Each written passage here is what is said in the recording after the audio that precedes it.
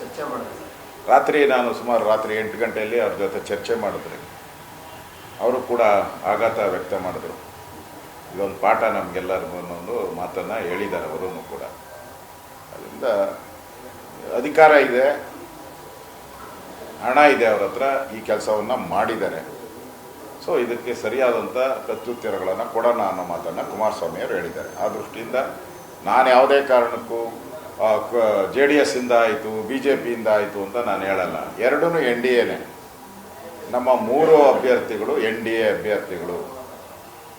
ಅದರಲ್ಲಿ ಒಂದು ಸೋತಿದೆ. ಅದರಿಂದ ಎಲ್ಲಿ ತಪ್ಪಾಗಿದೆ, ಯಾರು ತಪ್ಪಾಗಿದೆ, ಮೋಸ ಮಾಡಿರೋರು ಯಾರು, ಇದು ಚರ್ಚೆ ಮಾಡ್ತಾ ಇದ್ದೀರಿ. ಅದಕ್ಕೆ ಸರಿಯಾದಂಥ ಪಾಠ ಇನ್ನು ಅವರು ಜನ್ಮದಲ್ಲಿ ಯಾರು ವೋಟ್ ಮಾಡಿದಾರೋ ಗೊತ್ತಾಗೇ ಗೊತ್ತಾಗುತ್ತೆ.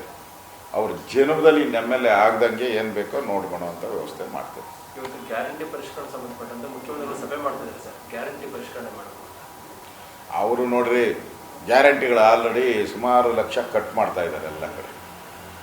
ರೇಷನ್ ಕಾರ್ಡ್ ಕಟ್ ಮಾಡಿದ್ರು. ರೇಷನ್ ಕಾರ್ಡ್ ಕಟ್ ಮಾಡಿದ ತಕ್ಷಣವೇ ಲಕ್ಷಾಂತರ ಜನಕ್ಕೆ ಗ್ಯಾರಂಟಿ ಹೋಯ್ತು. ಈಗ 2,000 ರೂಪಾಯಿ ಕೊಡ್ತೀನಿ ಅಂತಾರೆ. ಇನ್ಕಮ್ ಟ್ಯಾಕ್ಸು, ಸೇಲ್ ಟ್ಯಾಕ್ಸು, ಆ ಟ್ಯಾಕ್ಸು ಯಾವ್ಯಾವ್ದು ಸರ್ಕಾರ ಕಟ್ಟಿದಾರೋ ಅದರಿಂದ ಕಟ್ ಮಾಡ್ತೀನಿ ಅಂತಾರೆ. ಅಲ್ಲೊಂದಷ್ಟು ಲಕ್ಷ ಹೊರಟೋಗುತ್ತೆ.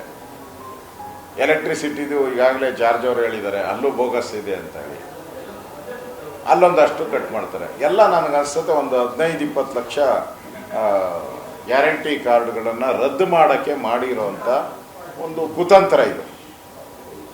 ಪಕ್ಕಾ ಕುತಂತ್ರ. ಹಣ ಖಾಲಿಯಾಗಿದೆ, ಖಜಾನೆ ದುಡ್ಡಿಲ್ಲ. ಸಾಲ ಮಾಡಿದ್ದಾರೆ ಸಿದ್ದರಾಮಯ್ಯನವರು. 1,20,000 ಕೋಟಿ ಸಾಲ ಮಾಡಿದ್ದಾರೆ. ಆ ಸಾಲಕ್ಕೆ ಬಡ್ಡಿ ಕಟ್ಟೋಕ್ಕೂ ಆಗಲ್ಲ ನೆಕ್ಸ್ಟ್ ಇಯರು. ಮತ್ತು ಸಂಬಳ ಕೊಡೋಕ್ಕೂ ಆಗ್ತಾಯಿಲ್ಲ. ಇನ್ನು ರಾಜ್ಯ ಪೂರ್ತಿ ಇನ್ಮೇಲೆ ಸ್ಟ್ರೈಕ್ಗಳು. ಎಲ್ಲರೂ ಸಂಬಳಕ್ಕೋಸ್ಕರ ಸ್ಟ್ರೈಕು. 2,000 ರೂಪಾಯಿ ಸಿಕ್ಕಿಲ್ಲ ಅಂತ ಸ್ಟ್ರೈಕು. ಪೆನ್ಷನ್ ಕಳೆದ 4 ತಿಂಗಳಿಂದ ಪೆನ್ಷನ್ನೇ ಕೊಟ್ಟಿಲ್ಲ. ಪೆನ್ಷನ್ ಕೊಟ್ಟಿಲ್ಲ ಅಂದರೆ ಸರ್ಕಾರ ಪಾಪರಾಗಿದೆ ಅಂತಲೇ ಅರ್ಥ. ಪೆನ್ಷನ್ ಕೊಡೋಕ್ಕೆ ಯೋಗ್ಯತೆ ಇಲ್ಲ ಅಂದರೆ ಸರ್ಕಾರ ಪಾಪರಾಗಿದೆ ಅಂತ ಅರ್ಥ. ಅದರಿಂದ ಈ ಪಾಪರಾಗಿರೋ ಸರ್ಕಾರ ಜನರ ಪಾಲಿಗೆ ಸತ್ತೋಗಿದೆ. ಇದು ಎಲ್ಲೋ ಅಭಿವೃದ್ಧಿ ಇಲ್ಲ. ಈಗ ನೋಡಿ, ಬರಗಾಲ ಬರ್ತಾ ಇದೆ. ನನ್ನ ಪ್ರಕಾರ ಒಂದು 50% ಮಳೆ ಕಡಿಮೆ ಆಗ್ತಾ ಇದೆ. ಆಹಾರದ ಕೊರತೆ ಶುರುವಾಗ್ತದೆ. ಹಸುಗಳಿಗೆ ಮೇವಿನ ಕೊರತೆ ಶುರುವಾಗ್ತದೆ.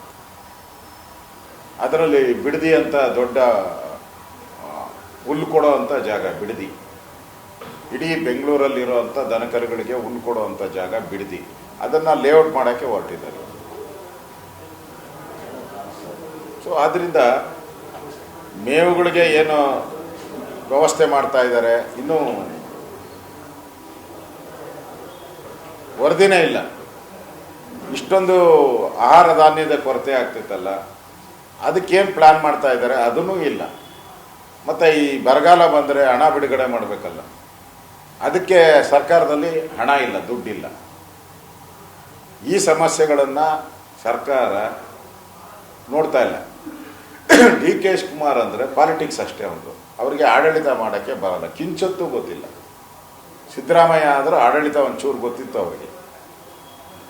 DK ಶಿವಕುಮಾರ್ಗೆ ಆಡಳಿತ ಗೊತ್ತಿಲ್ಲ, ರಾಜಕಾರಣ ಒಂದೇ ಗೊತ್ತಿರೋದು. ಅವ್ರ ಜೀವನ ಪೂರ್ತಿ ರಾಜಕಾರಣನೇ ಮಾಡಿರೋದು. ಆಡಳಿತ ಮಾಡೋಕ್ಕೆ ಅವ್ರಿಗೆ ಗೊತ್ತೂ ಇಲ್ಲ, ಗೊತ್ತಾಗೋದೂ ಇಲ್ಲ ಅವ್ರಿಗೆ.